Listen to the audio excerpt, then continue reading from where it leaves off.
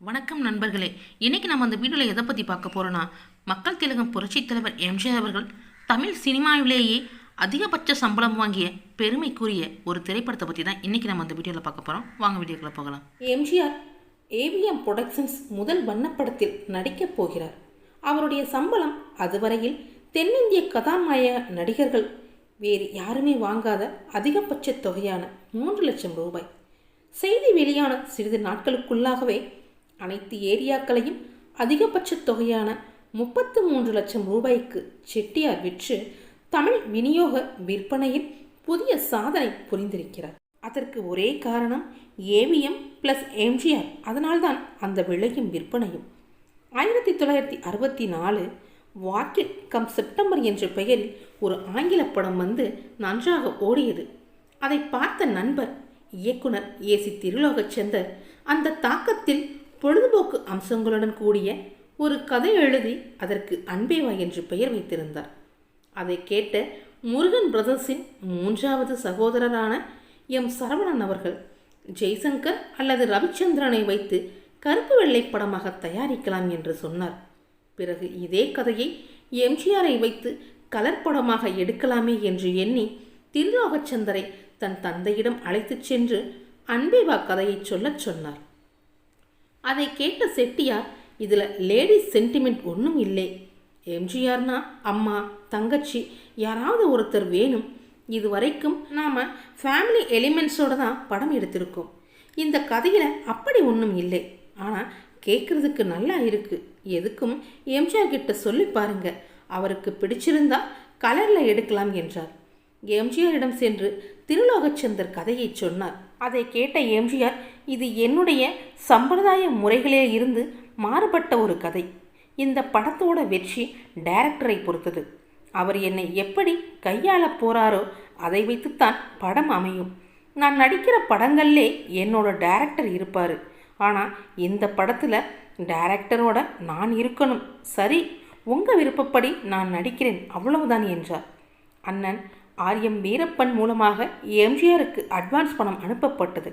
அந்த சமயத்தில் ஆர்எம் வீரப்பன் தனது சத்யா மூவி சார்பில் எம்ஜிஆரை வைத்து நான் ஆணையிட்டால் என்ற படத்தை தயாரித்து கொண்டிருந்தார். அன்பேவா படத்தின் கதாநாயகியாக பி சரோஜாதேவியும் இசை அமைப்பாளராக எம்எஸ் விஸ்வநாதனும் பாடலாசிரியராக கவிஞர் வால்வியும் ஒப்பந்தமானார்கள். வசனம் வழக்கம் போல் நான் தான், அதாவது ஆரூர்தாஸ் அவர்கள். ஸ்டூடியோவில் அன்பேவா களைகட்டத் தொடங்கியது.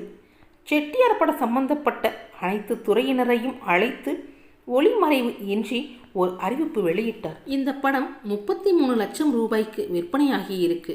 இதில் 30 லட்சம் ரூபாய் தயாரிப்பு செலவு.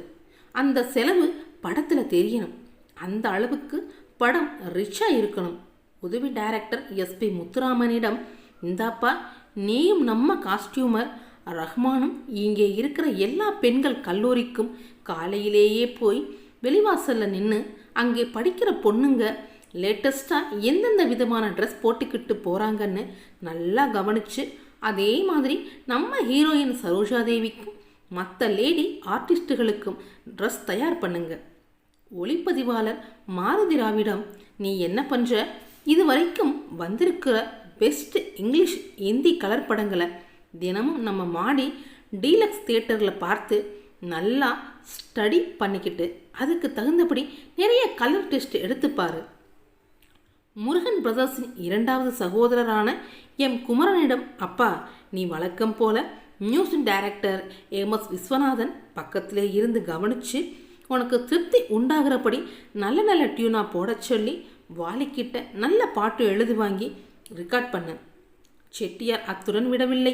அன்றைய நாட்களில் கலை இயக்குநர்களில் தலை சிறந்து விளங்கியவரும் ஜெமினி சந்திரலேகா படத்திற்கு பிரம்மாண்டமான அரண்மனை, கோட்டை, கொத்தளங்கள், ஆடை அணிமணி அலங்காரங்கள் அமைத்து புகழ் பெற்று பின் நாட்களில் ஜெமினியில் இருந்து விலகி வந்து ஏவிஎம் ஸ்டூடியோவில் சேர்ந்து பணிபுரிந்தவருமான பிரபல ஏ.கே. சேகர் என்பவரை அழைத்தார். இவரது முழு பெயர் ஏ. குலசேகரன் செட்டியார். ஏ.கே. சேகரிடம் செட்டியார் சொன்னார், சார் எம்ஜிஆரோட அந்த ஊட்டி பங்களாவை வழக்கமான சினிமா செட் மாதிரி இல்லாமல் ரொம்ப ரிச்சாக போடுங்க, நல்லா அழகாக பர்னிஷ் பண்ணுங்க, கீழே தரையில் விரிக்கிற கார்பெட்டெல்லாம் ரொம்ப காஸ்ட்லியாக ரிச்சாக இருக்கணும்.